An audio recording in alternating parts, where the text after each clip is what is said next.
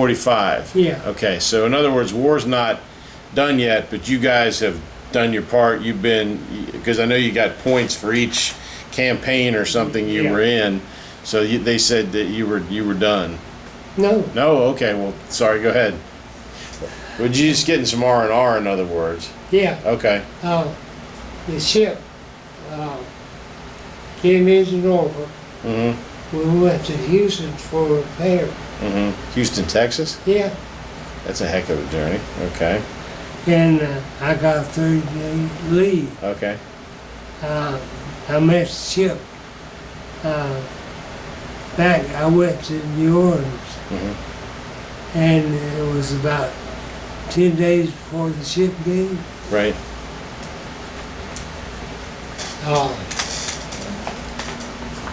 The first day we were there, on the ship, Right. back on the ship, Right.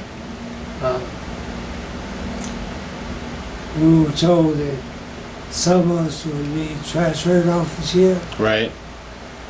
I got up the next morning, went to breakfast. Guess who led the list? You're done. So you were going to be sent to the Pacific, in other words, because that was still going Yeah. on. So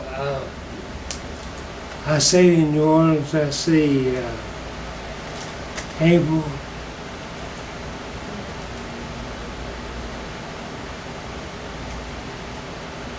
I left in June Mm-hmm. and went to Norfolk. Right. So while you're in New Orleans, they declare victory in Europe. Yeah, Okay. yeah, they sure did. Big celebration. Oh yeah. Oh yeah. And then in June, they're shipping you out to overseas to the Pacific Theater. Right. Okay. Now. I called USC in Norfolk. Right. By then I was quartermaster third Okay. class. Okay. And And what kind of was this an LST again? LSC 1074. 1074. Okay. And we went down through the canal. And The Panama Canal. yeah, Okay. and I to Pearl Harbor. Mm-hmm. Got there on July the 4th. Mm-hmm. And we went on maneuvers. Mm-hmm.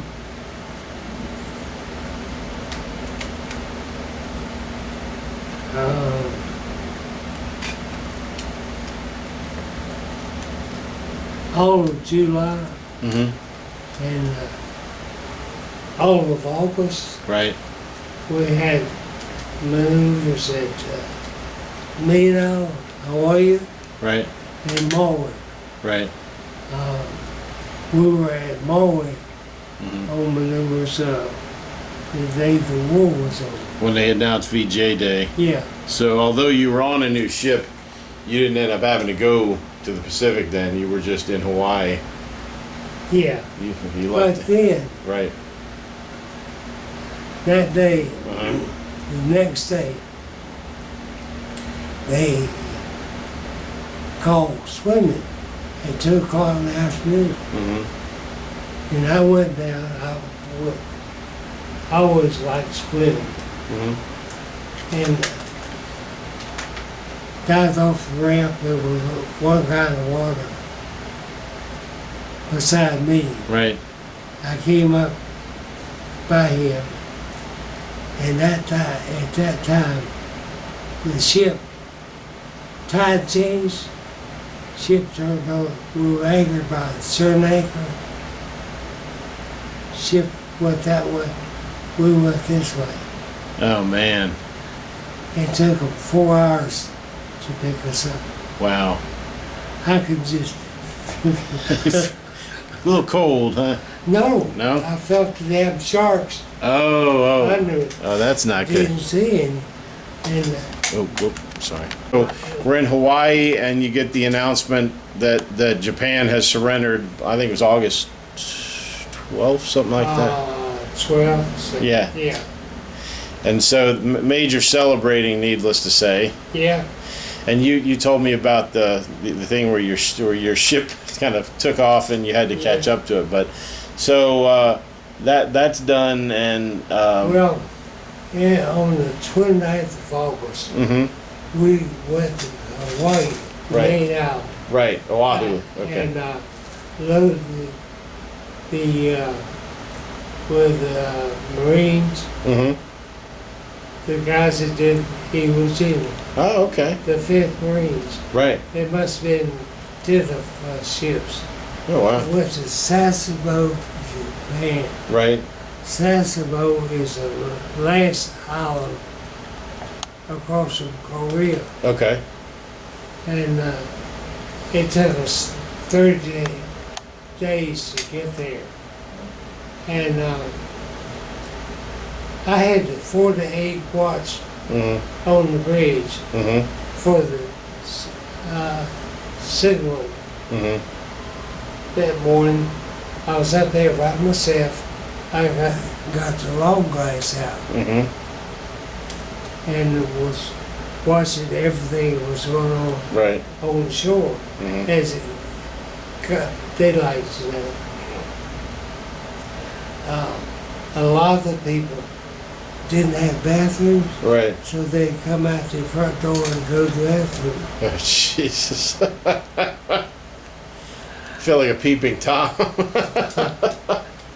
And I saw something that morning I'd never seen before and haven't seen since. Right.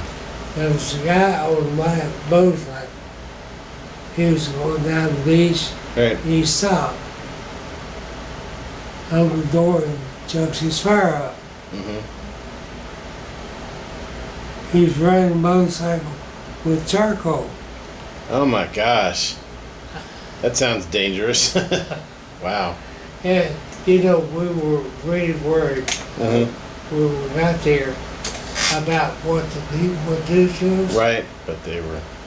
There wasn't anybody there but old people and women and children. Right.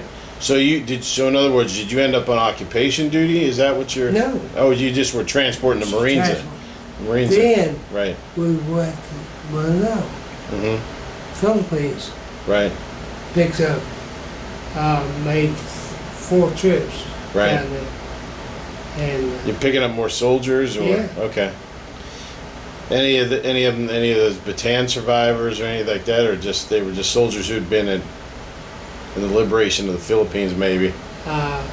Yeah, that's kind of hard to tell, but so yeah, I think a lot of people had your same trepidation about going into Japan, but I think what had happened, and you know this, but the hardline military people kind of forced the emperor's hand, and he went along with it. But the average Japanese was not told the full details of what went on, and they we're invincible, and then the Doolittle raid proved that wrong, and then of course the atomic bombs. But they kept wanting some of the hardcore guys kept wanting to fight even after the atomic bombs, and that's where Hirohito finally went, we're done, and did the surrender. But people tried to take over that palace and force him out at the end of the war, but so the treatment. So you get done with getting the soldiers from the Philippines, and you're taking them back to Hawaii. yeah, Okay. went back to Hawaii, stayed one day, then came to San Francisco. Okay. And so you came, and that's where you came back into the United States. Yeah. Okay.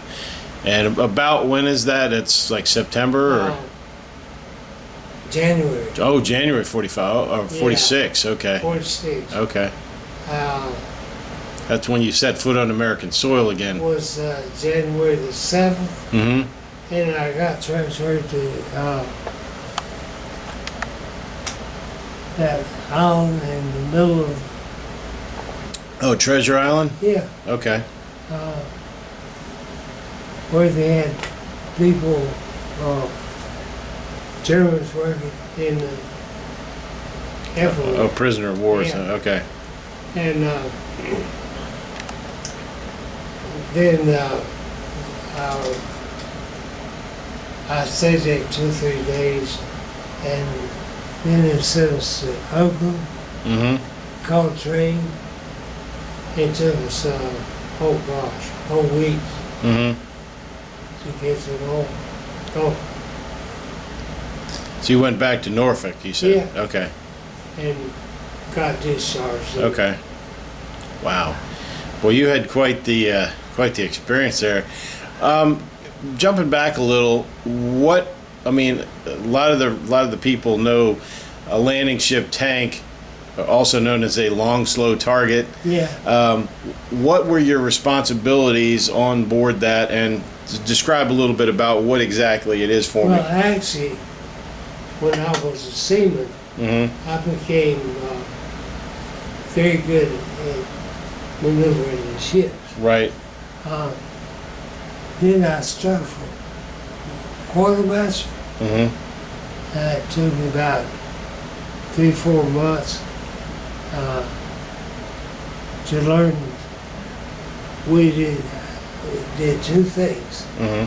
We learned about all the maps and charts Right. and everything. For navigating. Plus, Mm-hmm. I had to learn to be a signal. Mm-hmm. I had to learn A, B, C, D, E, F. Oh, signalman. Okay. Yeah. And I also had to learn the Morse code. Wow. It took me about 4 months Mm-hmm. before I really, really got it. Mm-hmm. I really enjoyed that. I'll It bet. was a lot of fun. Wow. Wow. We do our practicing by calling up another ship. Right. Did you do the blinking with the lights? That Oh, way? yeah. Oh yeah. Oh, yeah. Wow. Let me tell you a story that happened. One day we were in Southampton, Mm-hmm. anchored, Right. and we were out on the deck practicing semaphore. Mm-hmm. A boatload of waves, British waves, got in the boat and Mhm. went by us. Mm-hmm. And this, one of the guys signaled them, I would like to, what? She came right back, she said, I read that, you son of a bitch. She no dummy. So we knew then that we'd been talking to females. Right. Oh wow. But I mean, describe for the average person I know, but how big is an LST and It's 50 feet wide, mm-hmm. 320 feet long. Right. And the gun was how big? We had two 20 millimeters on the aft. Mm-hmm. I was on one. Mm-hmm. It had 3.5 gun on between the two of us. Okay. About as close to me as you are. Okay. And up forward they had Mm-hmm. two guns. I think maybe two more. And I also had a 40 millimeter Okay. gun. Right. And about how big a crew did it carry? Well, when I first went on there, it carried about 59. Mm-hmm. But then we had 4 small boats, Mm-hmm. which was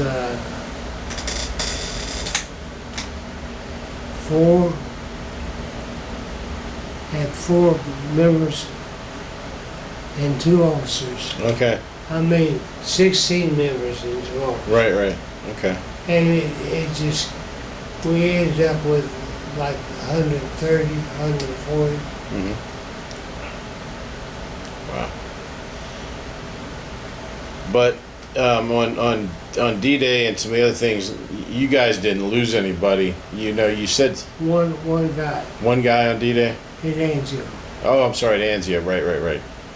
But You told me about the other one that got wounded and all that. So, let's see what else.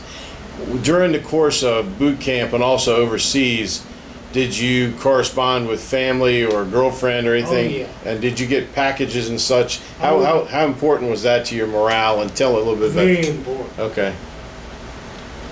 Now you wrote. What did you write to your? Did you write back and forth like your mom? Right. Did you have a girlfriend at the time? Yeah. Okay. But a lot of that, it was V-mail pretty much then, or just No, regular. regular letters. Okay, okay. Now, so not everybody used that. Okay. Well, I believe I have one. This is from one of my wife's uncles. Okay. Let's see.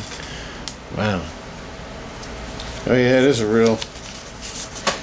Good Lord. Yeah, it kind of looks like V. Yeah, it is V-mail. It says, okay, Mrs. C.S. Loudermilk in Asheboro, North Carolina. Yeah. That was to my mother-in-law. Okay. Wow.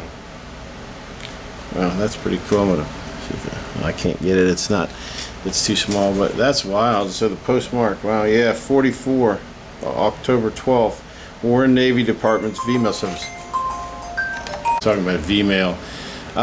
What did they told you before you went overseas about the Germans and what to expect as Nothing. Nothing? Okay. No.